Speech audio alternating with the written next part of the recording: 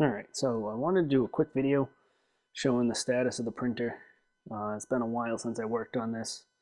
I stopped working on it when the weather got nice last year. Figured it's a good winter project. So I made a lot of progress last year. And in the spring, I had pretty much finished the bed stuff. So here we got this is a 1/4 inch thick plate of tempered glass, 3x6. I got that delivered here for a little over $300. I got all 4 heater sections mostly done with the mats installed on them. The edges all deburred. I just have to mount the high temperature safety switches and thermal sensors on each individual plate, and then those will be done as well. So I can actually show you those around here somewhere. There we go. So there's the high temperature safety switch. So this is high voltage rated snap switch, most commonly used in like HVAC units. So these are rated at 120C. Be able to see that. Well, these are 120C, 250 volt, 10 amps. So each heater mat will get one of these tied in directly with it. So it'll be able to shut itself down in case any high temperature event occurs, as well as these screw-in temperature sensors. So these are NTC 100,000 ohm. So these will get threaded right into the plates themselves. They're a touch long, so they'll have to get trimmed down. So those will get screwed into the plates to be able to measure the temperature of each plate individually. And that'll go back to a custom controller that will stage each plate in succession very quickly using a PWM system, using these heatsink solid state relays. So these are commercial grade SSR relays used in the refrigeration industry. So there'll be 4 of those, one for each heater mat, and then the custom controller, which will stage each one of them, and all of that will run off of this big boost transformer. So that's going to take the regular 110 from the wall, or 120, what have you, and bring it up to 190. And at 190, these 240 volt mats work perfectly to give me just over a 4-degree, 4 degrees Celsius rise, 4 watt per square centimeter, I believe it was. It's all coming back to me. And then we'll also use the temperature sensors that are in each pad just as safeties for failures. So the thing about this printer is this has to be able to run long-term, with many kilograms of plastic per print, and failures have to be detected as soon as possible. The project this is being developed for is estimated at 15 kilograms per print. So here's the frame as it sits for now. I've actually taken it down quite a bit to do some work on it and working on building it back up. So looking underneath it,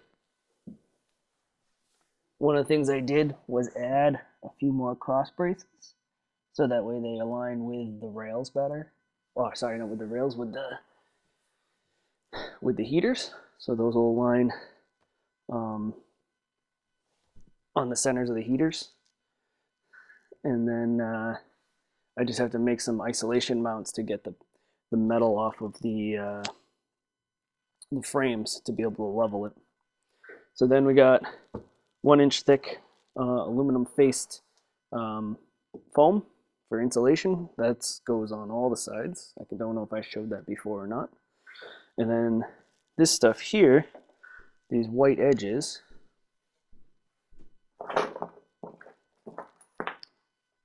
So these are something I made up out of some material I had kicking around. So this is Teflon, PTFE. So great thermal properties for isolation. So these go in the frame all the way around. Just got to trim the last few. They go all the way around, and that thermally isolates the aluminum bed and the glass bed from the aluminum frame to keep the heat in the machine. So the rest of, we got more insulation over there, and more behind the heaters there. So next step I'm working on is getting the Z-axis put back together. So these are the Z-axis. Everything's printed for now. If this all tests out, I'll break it down again and machine everything or a variant of it out of aluminum. But it's much easier to find flaws with plastic, cheaper. So we're going to do these first. So these have a 16 to 60 tooth timing belt reduction with provisions for an idler if I need it. They're pretty tight, so we're going to go without it for now.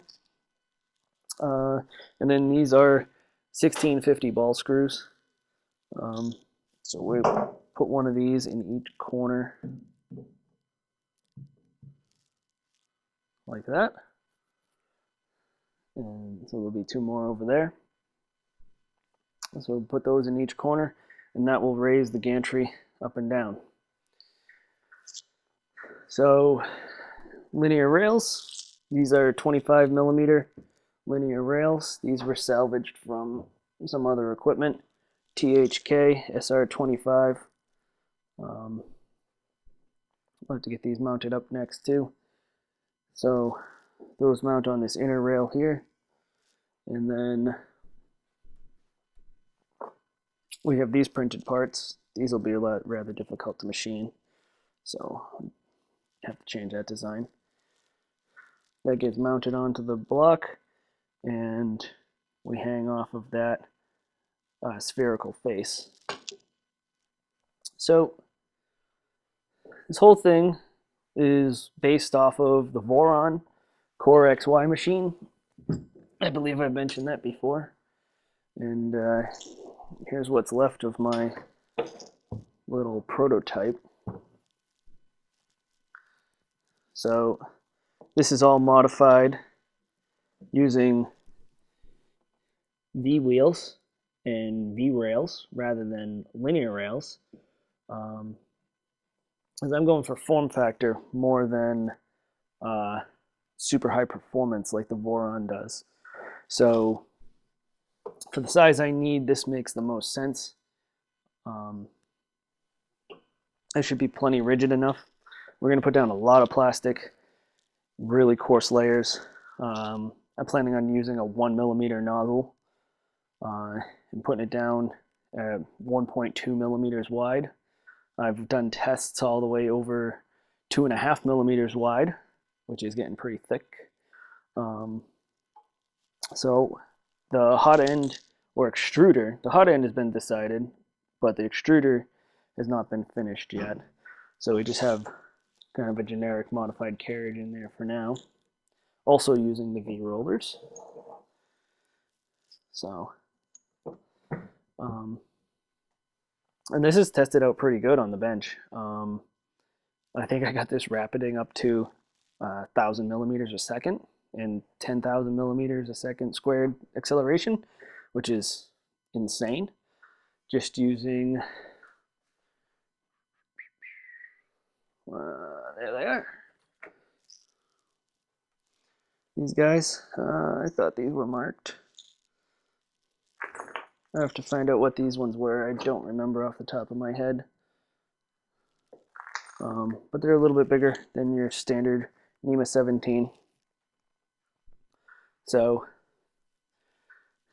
the idea is fast rapids, stable feed rates. So the V-rails should be well suited to that. We are going much thicker on the final versions. I believe this one is I think this is a 2040, and then this one back here as well. However, I finally found a source for 12 millimeter belts. So this was developed with 6 millimeter belts. I will probably continue enlarging this version to fit the frame for testing so I can get up and running. However, I do plan to move to 12 millimeter belts rather quickly. And since it's as easy as just unbolting the gantry at the little blocks, because that will sit. Let's see if I can mock this up while we're here. So it's kind of tough to do with one hand. So that'll sit something like that. So since it's just held in with one bolt on each corner, it's pretty easy to take the whole gantry off and change it out down the road. So a couple of things that I don't think were mentioned before. I plan on using this guy here. So this is an 1800 watt heater with a little fan on the back of it. I don't know where I got this. I've had this kicking around for a decade now. Finally found a use for it. So that's going to be mounted on the top of the enclosure, way up here, behind the filament cabinet. The filament cabinet is going to come across the front. So that will draw air out of the back of the filament cabinet down into the enclosure as a chamber heater, which will heat the chamber. And it will draw the hot air from the enclosure up through the filament cabinet, essentially drying the filament. Exhaust out the back because we will be printing ABS or ASA, but this will be a heated machine. I initially started with a Titan Aqua extruder, and I'm not terribly happy with it. It's a single drive. It has trouble going as fast as I want it to go in my tests. I've been testing it on a Ender 3, just seeing how much material I can push. I'm not terribly happy with it. So I'm curious what everybody thinks, but I am looking at designing a all metal, as in frame, all aluminum extruder body that is dual drive and water cooled. So I'll probably design it for myself, but if anybody's interested in it, let me know, and I'm sure we can make more than one of them. I'll be manufacturing them myself in my shop. So any suggestions on there? Love to hear them. But other than that, I'll get back to work and post another video when I make some more progress. Thanks for watching.